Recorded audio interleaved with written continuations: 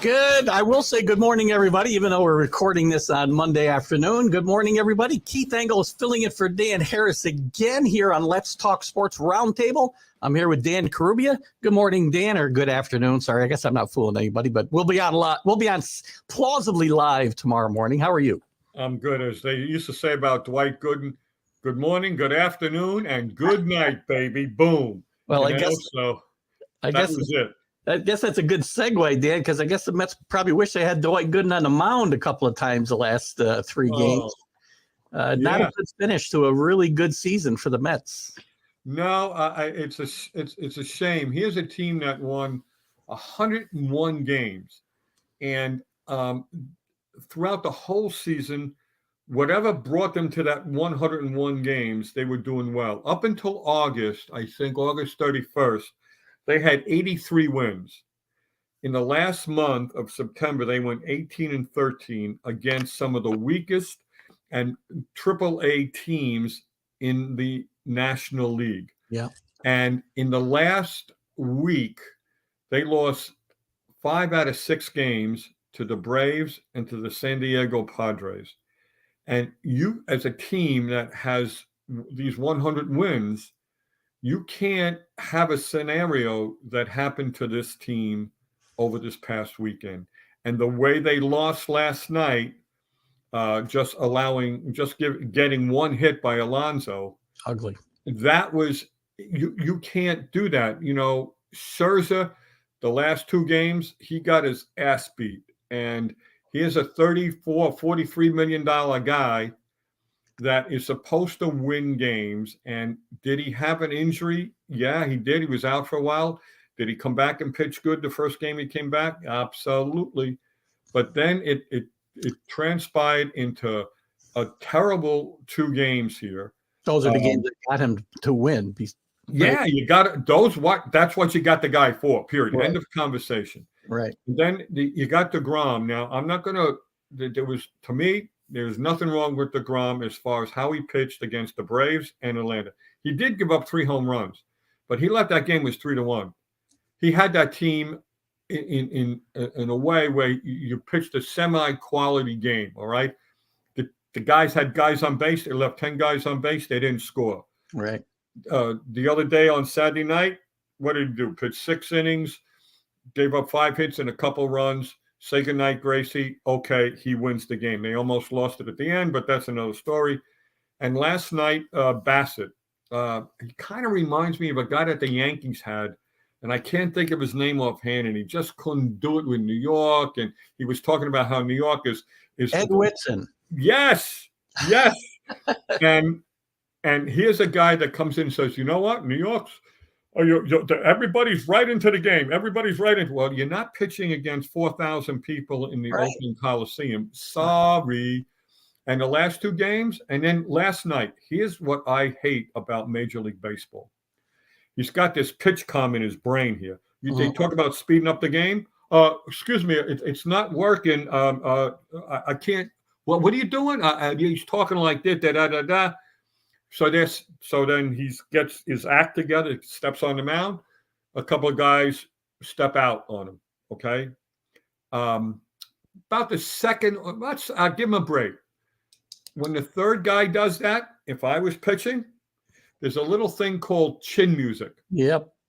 And number one, if you look at me the wrong way after I throw chin music, I am not listening to the pitch com at all. I'm hitting you right in the hip. You ain't stepping out on me, period. And the Major League umpire, that guy's garbage. Yeah. Because if you're standing on the mound ready to bat and the player is in the batter's box, you can throw the ball. And they talk about speeding up the game next year. Watch that. You can only step out one time. These guys are stepping out twice in the same at bat. I don't want to hear it. The umpire was not even egregiously one-sided there. And that to me was crap. And Lindor, what he did bat 200 for the series. McNeil batted 180. He's the guy that led the National League in hitting. Kahana 0. The guy that's a little bit, he looks a little bit rounded in the waist, and he's got a double chin like me. He didn't get anything. Alonso got 300, but nobody else hit.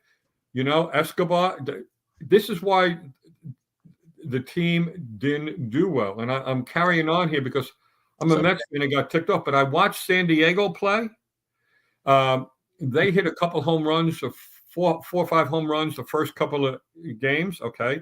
Last night, and maybe a little bit the night before, guy steals a base, gets on second base, boom, base hit to get a guy in. That happened 3 times. That's called small ball to you analytical junkies. All right, period. That was it. They stole bases, and then you have a pitcher come in and pitch a one-hitter last night. Now, Joe Musgrove was signed by the Houston Astros, and he pitched for the Tri-City Valley Cats, a team that I work for. And there was a time when Joe Musgrove would run the steps at the Joe from left field all the way to right field, up and down the steps. Joe would go, Joe would go, Joe would go. Okay. And, I get there early because I want to loosen up and everything, get ready. And once in a while, I carried on with Joe running up and down the steps. I only ran 10 steps, and I go, Joe, you go. Joe, you go. Go, Joe. And his mom would come to a game. I met his mom on a couple of occasions. And here's a guy who won a World Series game, pitched a no-hitter for his hometown team last year. And now, in the 8th inning, with your team down 6 runs, the wherewithal of Buck Showalter, the kind of I'm in charge. That's the way I am. No problem. Comes out and he says, umpire, would you please check with Joe's ear? I don't like the way it's shining. And they did, and they found nothing. But yet, in the first inning, when Joe they said spin rate. This is the analytics. His spin rate went up too high. So we got to check him because his spin rate is, I'm going to use a thing. Let's say it's 90. Okay, my spin rate now is 117. Whoa, too high. And we got to check him. So what happens if a guy like Alonso comes up and his speed off the bat to hit a home run? Wow, it went 400 feet. It was 105 off the bat. Must be cool. Next time up, a big double, 112 off the bat. Next time up, base hit to left field. Oh, that was 114 off the bat. Next time up, line drive to center field, you're out, but he hit that 116. Wow. His speed off the bat got a little quicker than the average. What is he juicing? Have you ever wondered how we got by 120 years or whatever without spin rates and miles per hour off the bat? This to me, and this guy I forget what his name is. He's the analytical guy on the Major League Network. He's on TV at 2 o'clock, I think. I was just listening to him a couple of minutes ago. And Jerry Blevins of the SNY last night, he said, well, they should have checked with him and so on. You know what? Tough crap. And this guy, Joe Musgrove, I was hoping he'd lose, but I met him. I know what he's like. He's a competitor like a lot of other major leagues are. And when you antsy up and you got your adrenaline going, and maybe your release points a little bit higher or a little bit to this way, and your release points allow you to do that, or your batting stance is up a little bit, you're a little bit closer to home plate, and you get a ball in the outside on the slider, and boom, you slide. This is garbage. So I don't want to hear it. Joe Musgrove pitched a good game. The Mets hitters, they should have hit it with their pocketbooks because they embarrassed themselves greatly. Now, with the Mets, over the last 3 months, they acquired Ruff, Vogelberg, and Nagasic, whatever his name is, and it added nothing to the roster. Last year, the Atlanta Braves added Duval, Peterson, a couple other guys. This year, they added that pitcher, Iglesias, who threw nothing but bullets. All right. To me, you look at how you acquire your players and what their needs might be. And the Mets sorely needed somebody to DH, and they never brought up Dom Smith. There's got to be a reason for that. And then they play rough in a big, important game. Okay, he's a major leaguer. He's been around a while. But next year, you're going to have this catcher for Alvarez for the Mets. He's a right-handed hitter. Why don't you play him and see what he's got? See if he's got a lot of coulones and work with. They didn't do it, and this is why the Mets failed. To get one hit in a playoff game like that, give me a break. I'll tell you, nobody's a bigger Buck fan than me. I've talked him up forever, and I thought last night that was so Bush League. At that point in the game, all you're doing is grasping at straws. If you don't know for sure, you better not make the claim. Right? And the thing I was scared about this thing because what they did, they said, okay, Scherzer's going to pitch the first game, and then Bassett will pitch the second game. I ask you about that, yes. And yes, and then okay, all of a sudden Scherzer loses. No, DeGrom's going to come in. So where does that leave the mentality of Bassett, and how that is projected?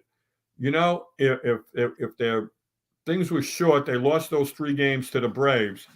They should have kept Walker for that game last night. And that this guy Bassett, I'm sorry, the Mets have a couple of free agents. DeGrom, who's at 34, and he's got an opt-out. He could stay at where he is if he wants, right? If he wants. But the union, in my opinion, the union will have a lot to say on that, and his alter ego will have a lot to get enough money from somewhere else. So my question is, if you opt out, DeGrom at 34, and you haven't pitched a full season in almost 3 years now, I would say bye-bye. Bassett is 36. I think he becomes a free agent. You negotiate or think about it, negotiate for maybe 1 year at the most. Turgeon Walker, he can opt out if he wants to. I would see if I can sign him. Carrasco, I think it's innings pitched and you can become part of the Mets again. I think he's accomplished that. Keep him. Nemo, Diaz, keep him. Keep those guys. Maybe Lugo, if you want to sign him.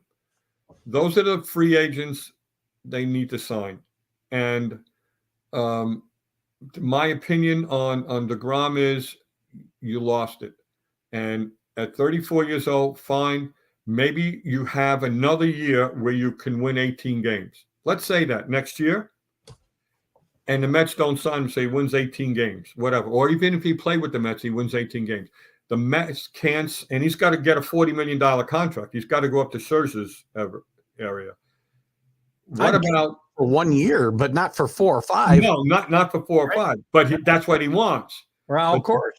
But then what happens signing a free agent pitcher that's maybe 4 years younger for a little bit less, like 10 million less, and have control of that pitcher for 3 more years? The Mets have one of the oldest rosters in MLB.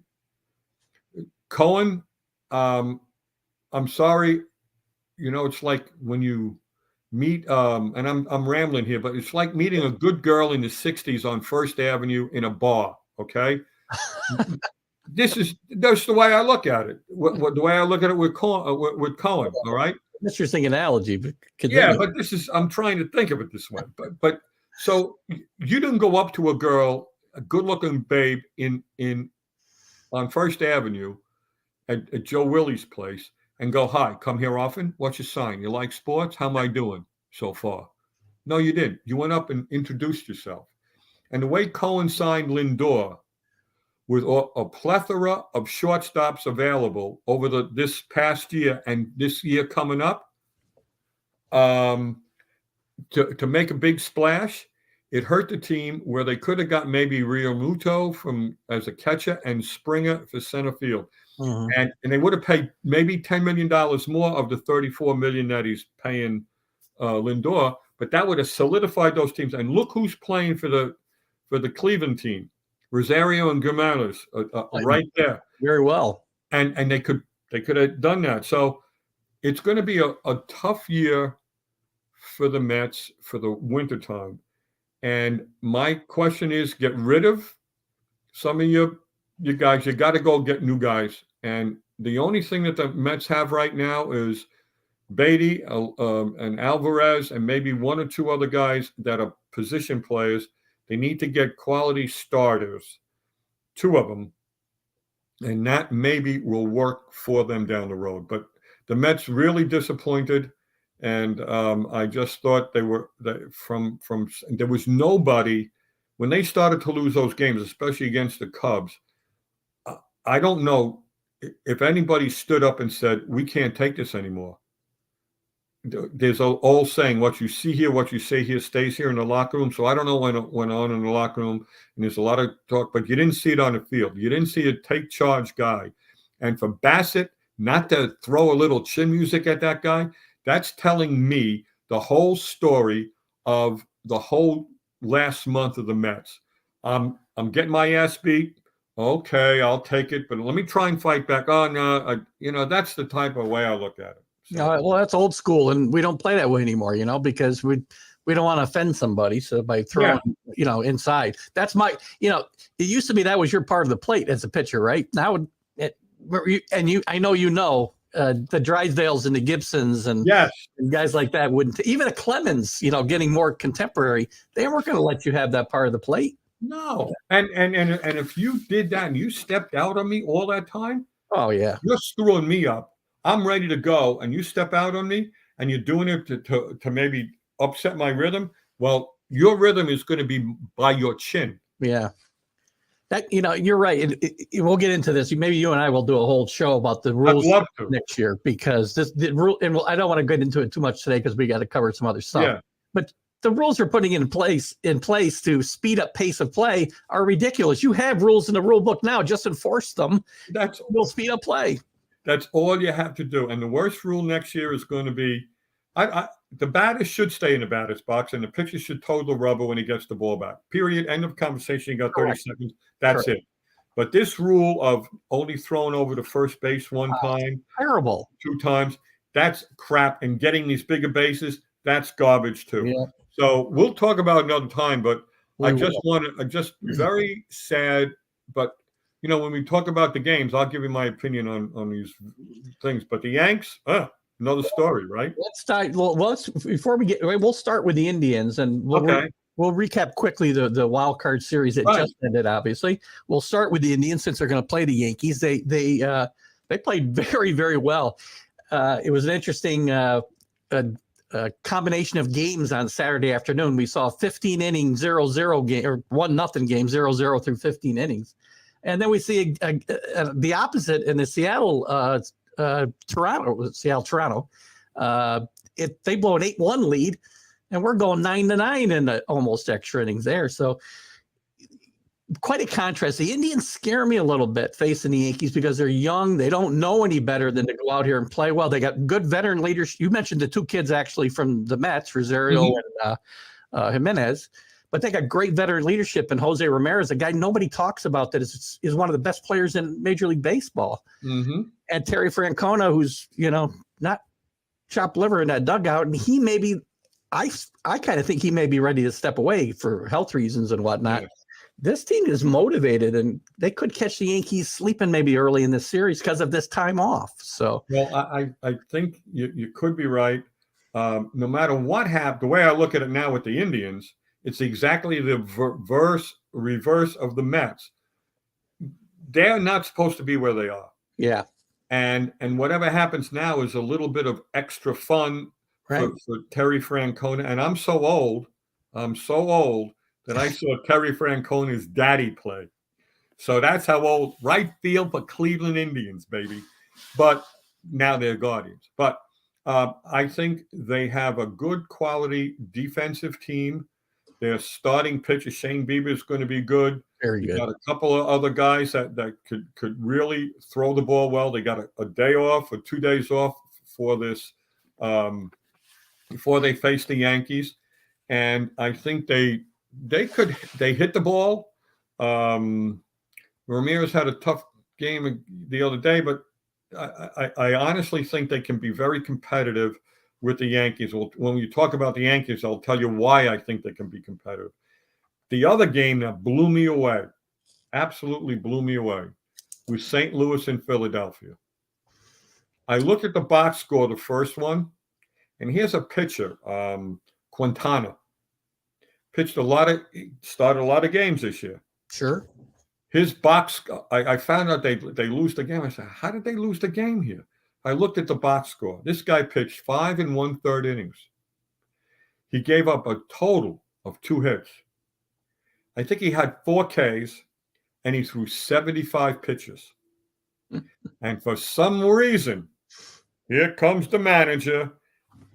Get out of the game. Because it says so right here in the script, Dan. That's why he's out of the game. No. It's right here. They take him out, and they bring in this guy who throws, I forget who it was, 2/3 of an inning, and he can't pitch, and they bring in Gagliano.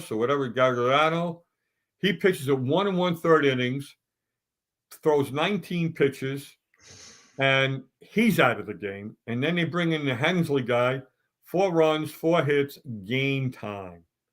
And you mean to tell me that this manager is never called on the carpet for this? Are you kidding me? How could was he injured? I didn't read that he was. No.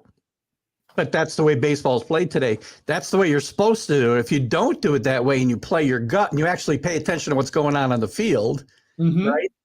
Well, his job is only to pitch the 7th inning. So like, it doesn't matter whether he gets out of there in 4 pitches or 40 pitches. He's out of there in the 8th inning. That's just, again, you're managing off a script that you've got set before the game, and it's what's wrong with baseball today. And one of the things that's wrong with baseball today. They should never, ever lose game 1. You're right. That's just an atrocity. They were 90. I believe I saw they were 95-0 this year, leading by 2 runs in the 9th inning, which makes sense. Who isn't? But the thing is now it's sad to see that there's not going to be a number of more games in more of I guess everybody will be looking more at these games. Now you have Molina and what's his face? Pujols gone forever. And the way they got hits in their last 2 times up, which is wonderful and good for them. They deserve that. But you could have had him a lot more. And this Mulholland guy, whatever the manager is, I'm sorry. They could at least have played Sunday with one of these 2 games. Yeah. And then what you call it? Who came back from that? The Mariners came back. Mariners down 8-1 right in the 6th inning. Now, how can a professional team lose a game like that? Do you see the pitches that they changed in there and moved out and let some guy throw 20 pitches and then another guy threw 8 pitches and then boom, you take him out of the game. And what was sad about this, and again, I interviewed George Springer when he was with the Astros. He's a good guy. And I remember coming up to the Valley Cats. The shortstop, he goes out and he's running with his back towards the infield. He's got to know where Springer is, even before the pitch is thrown. Yeah, and you got to know how active your center fielder is. And Springer would have made that catch. He would have made the catch. If he didn't make the catch, he would have short hopped it, and he would have gotten 1 run in, maybe 2. But that was a terrible, terrible scenario for them to lose that game, and they should have been able to play a 3rd game yesterday, and they did not. I think the Blue Jay manager, the interim manager, John Schneider, may have lost the chance to manage full time with that last game. Myself, you can't lose that game. That can't be the end of your season, right? No, it was tough. And now, the Braves and Phillies. It's going to be a good game, and I don't like Atlanta, because they win all the time. But I admire them. I admire the general manager. I admire him for signing all those players. I admire him for everything that they've done to get where they are today with the deals last year, the deals this year. And, Philadelphia is almost like the Yankees, home runs, Schwarber, You got Bonham. You got a couple other guys that can crank the ball a little bit. LeMahieu. You got decent pitching in Wheeler, and hopefully Syndergaard will not stink up the thing after 5 innings. But they could put a very competitive game against Atlanta. I think that's going to be a very competitive game. They've got to win the games that Wheeler and Nola pitch, I think, to have any chance, obviously. But you know what?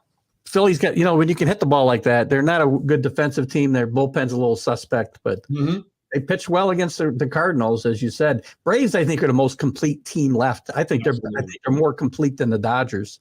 I think about the Astros, though.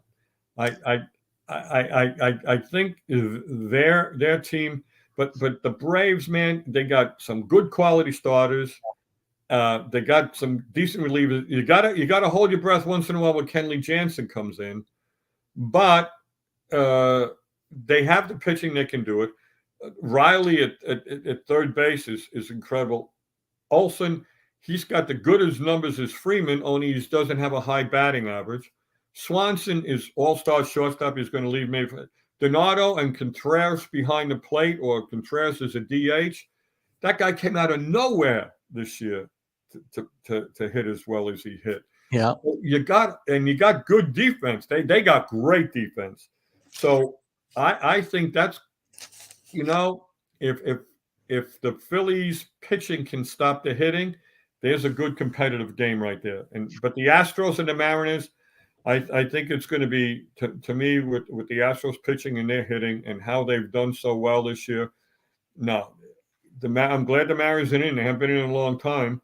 And the Dodgers and Padres, I go back to 1988 when the Mets played the Dodgers the whole season and won game after game after game, just like the Dodgers did to the Padres this year. 5-14.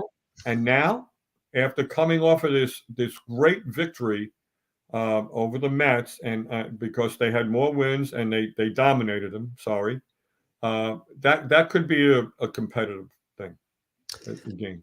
It could be. There's something about the Padres that just feels like there's something missing. I don't know what it is. I mean, they played great against the Mets, but again, the Mets' ineptitude helped them as well. So yes, there's something missing with that Padre team. I can't put my finger on it, but there's something missing there. With the Braves, you mentioned Freeman and Olsen. I'm afraid, and I like the Braves' chances of repeating. I really do. Yeah. What I'm afraid is that what they're going to miss, not having Freddie Freeman, is that leadership that Freddie Freeman brought to that clubhouse. When things get tight, Freddie Freeman's a clutch guy and a good guy in the clubhouse, and I don't think Olsen brings that same. No, but I who I think does? Riley. Yeah, he's got a lot of big hits this year, and I think he's a stud at third base defensively. I think that if that's a guy, I watched him play a lot of games against the Mets, and he was a tough out every time up. So it is going to be they're going to be good games, and then you go Cleveland and the Yanks. So who the hell knows? Let's get to the Yankees a little bit. What are your they got some decisions to make still before tomorrow as far as what the roster will look like. Chapman obviously took himself out of the mix by deciding to stay in Florida when he's supposed to be in New York working out. Good riddance. He's terrible anyway. What are your thoughts on this Yankee roster? With it looks like Carpenter's healthy enough to be on it. Do you think he'll be on it? Do you think DJ? I think DJ will be on the roster just because of experience. I don't think he'll be starting, but I think he'll be on that bench, which helps the Yankees. I agree with you between LeMahieu and Carpenter. See, the thing I think with the Yankees now, and it maybe it's a little bit different in the playoffs, but you need LeMahieu, you need a guy like Carpenter, you need a guy like IKA and Beta to get on base. You need those guys to keep an inning going, whether a foul ball and 2 strikes, another foul ball and 2 strikes, and then a walk or a base hit. And then you look at these other guys that come up, and Torres is another guy. Torres, IKA, and LeMahieu, and Donaldson. Those 4, 2 of those guys really have to have a good series of getting on base and an average. And then you got Rizzo, Stanton, and Judge. Now, all eyes are going to be on Judge for his 62 homers, and God bless him. He carried himself so well. You can't say enough about him and his family and how he was raised. It reminds me of Derek Jeter. Yes, 100%. A lot. But then you have Stanton. And Stanton came back, and he didn't hit, and the Yankees were winning games a little bit, but they weren't hitting. And Stanton wasn't hitting home runs until the last couple of games. And you got Rizzo, who was injured a little bit, and he's finally maybe getting his rhythm back. So with those three guys as your power guys, and once in a while you got maybe Donaldson hitting some home runs. But if the Yankees are going to win, those guys are going to get on base. And you look at the starting pitching, I mean, that's no problem. You got Cole, Cortez, Talon as your starters. I think Severino pitched game 3. Severino, that's another guy. Those three, and you got Herman in the bullpen for a long relief or something like that. But who's your closer? This guy Chapman, whatever he did, and this is probably going on a lot within the game with the Yankees over the last couple of years, or last year at least. And he's been injured. He's not even into the game hardly. So goodbye and stay home. Yep. Scott Efros, could he be the closer? Could be. Could Holmes come back after the injury? Let's see how he does. Could Loaizaga be the closer? Those are the things that you have to be looking at. But you got long guys in Cortez, Trevino, Abreu, Clark Schmidt. I think the pitching there will be fine. Don't forget Peralta's pitched pretty well. Peralta, yes. But see, that's why I don't follow the Yankees. I don't know half the team. But anyway, those are the guys. I don't think you'll have any problem with the pitching. I think as long as the Yankees get guys on base, and Judge is not in this, he'll be in the center spotlight. Let's hope he doesn't work it where the last couple of a week or so, when he's going for the 61st and the 62nd home run, it looked like he was looks like he was pulling away. He didn't go the opposite field like he did for all those games in the beginning of the year. And if Stanton can hit the ball and hit a home run here and there and power some doubles and stuff in the gap hits, the Yankees will take away Cleveland pretty decently. I like the Yankees defense a lot better with Bader in center field and Hicks. Hicks is going to be on the bench, thankfully. Right. Maybe. Yeah. Cabrera is likely to play left field and Judge and right, which is much better than Judge playing center field every day. That's another guy I forgot. Cabrera. Another guy came up from out of nowhere, plays the infield, plays the outfield, throws guys out from right field, makes great plays in the infield, and he's hitting the ball. That's perfect. He's had a great last month. He's been on fire. So it's going to be very interesting to see this Yankee team.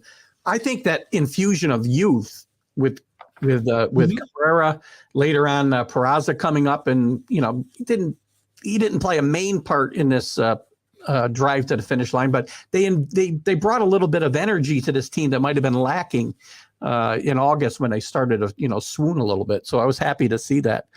I think the Yankees, I think it's going to be a good series with the Indians, Dan, but I think the Yankees will prevail, but it might be a 5-game series. Listen, I hope all games go 5. Yeah.